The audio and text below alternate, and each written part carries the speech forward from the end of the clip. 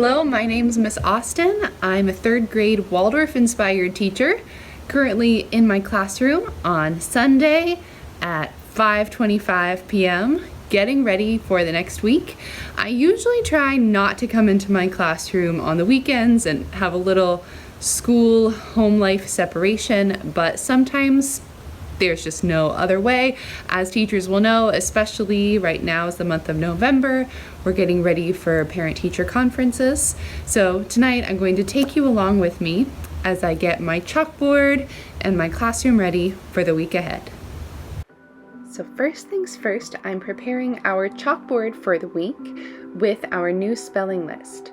So for our weekly spelling lists, I usually choose Dolch spelling sight words, and this week a lot of the words come from the nouns list to go with the content that we're learning about. And you can see from the picture behind me that we've been learning about farming, grains of the world, and this week we're going to also go into farmers markets, trading, buying, selling, and currency. So we'll practice these words every day and have a little quiz, or as we say, show what you know, on Friday.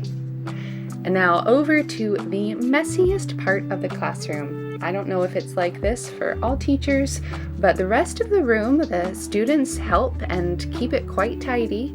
Behind my desk, there's always those stacks of paper that are really hard to get to. So if I do come in over the weekend, I try to go through those and put everything where it belongs.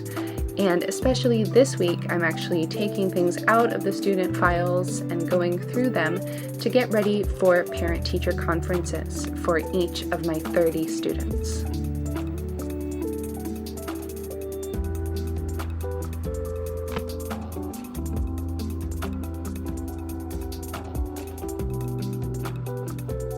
And back to the chalkboard. So I'm just getting the board ready for Monday morning, writing up the date in cursive, which the students will copy down, and also our daily schedule. So this helps the students to practice reading in cursive and telling time with our analog clock, because I put in specific times written in digital format. And I've covered up the digital clock in the room on the stove, so they can't read that anymore. And we start our day with this almost 2-hour lesson called Main Lesson, where we practice our core content, so in this case, farming and currency. And we're also practicing writing skills every day in Main Lesson. After that, the students have a nice long break. That's a little hard to read. It says snack and recess, with a specific time that recess starts, because that's a very requested time for the students to know. And then after their break, they have 2 different classes. They're split into 2 groups. Half the class goes to strings to learn violin and viola, and then the other half is doing reading groups with me, and they switch daily in their groups. And then after that, every day we have a 45-minute math lesson. And usually our schedule on Monday would continue until 3 o'clock. But for this week, with parent-teacher conferences, we have an early dismissal. And this is a multi-purpose area of our classroom over near our little kitchen. But sometimes I go over to our local library and I pick out picture books that have to do with the content we're learning about in Main Lesson. So here you see a selection of books about bartering, trading, currency, and farmers markets, so that if the students have time for free reading, they're learning about our content. And here we have their beautiful mushroom paintings. I really love these. It was a little sad to take them down, but usually we paint every Monday.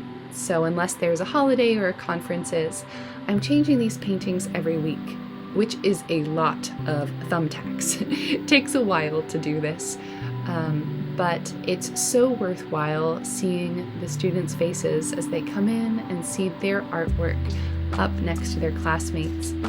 And seeing their work in this way also changes how I view it. It's no longer just one piece of art, but it becomes a collage.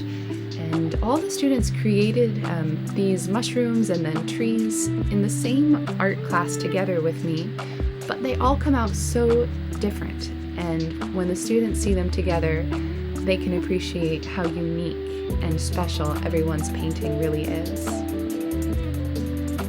And as I put up the last few of these lovely trees, I want to thank you for coming along with me as I get ready for the week, and I hope you have a wonderful week in your classroom. Goodbye.